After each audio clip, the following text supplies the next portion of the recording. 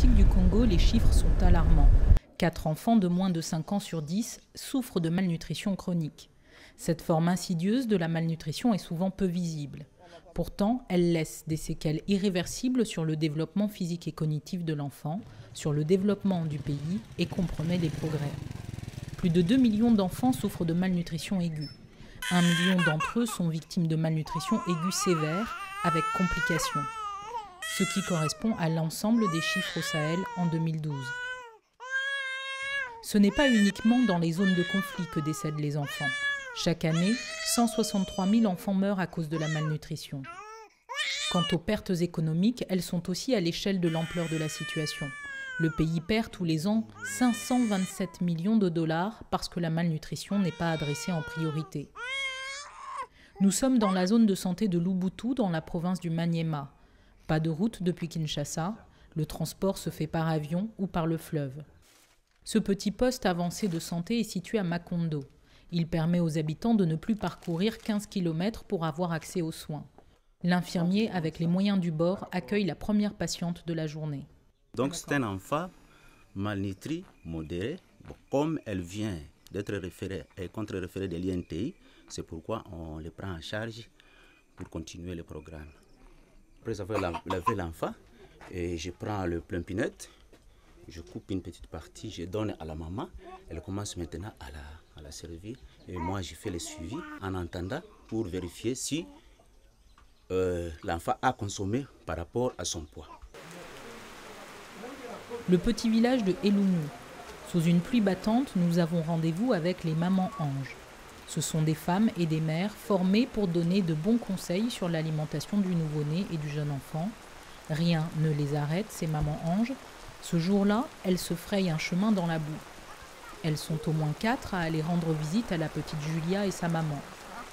Se rendant dans les familles du village et des environs, elles prodiguent leurs conseils et montrent les bons gestes sur l'hygiène ou encore l'aliment de complément. Ici, il s'agit de la bonne méthode pour allaiter son enfant.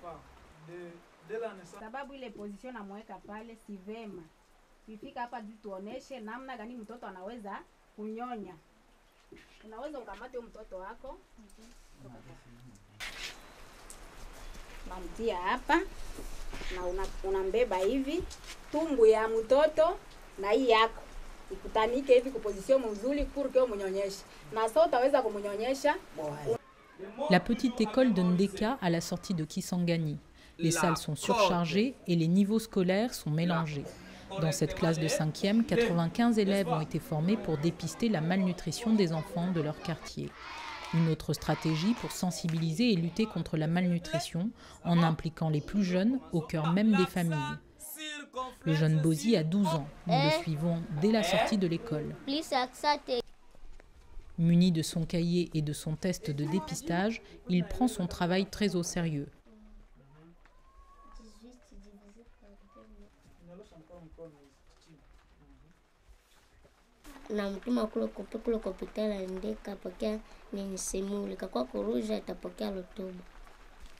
Tous les jours, il visite au moins 7 familles.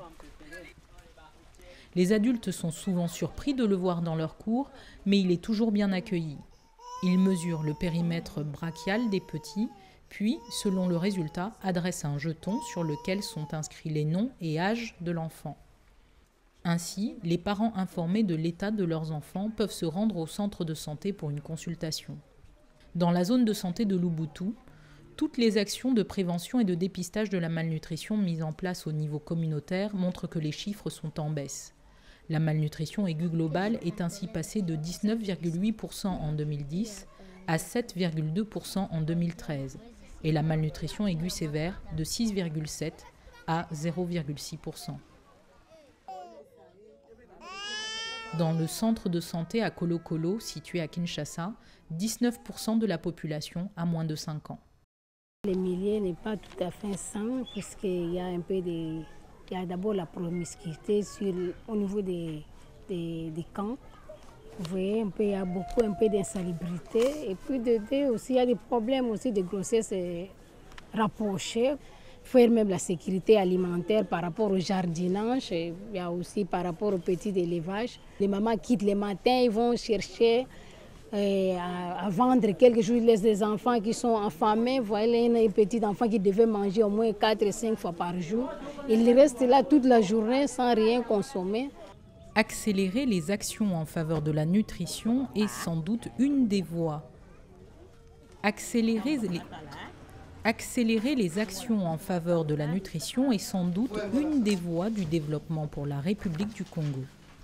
Il est important pour la RDC de pouvoir adhérer au SON parce que cette plateforme pour la multisectorialité va nous aider à porter en plus dans le plaidoyer sur les problèmes de la malnutrition aussi bien aigus que chroniques au niveau de la République. Et n'oubliez pas, la RDC avec ses 60 millions d'habitants, c'est un pays où si nous pouvons travailler ensemble dans la multisectorialité et que les indicateurs peuvent être amélioré, ça aidera également pour l'Afrique centrale tout entière et pourquoi pas pour l'Afrique tout entière à pouvoir améliorer ses statistiques dans le cadre de la malnutrition.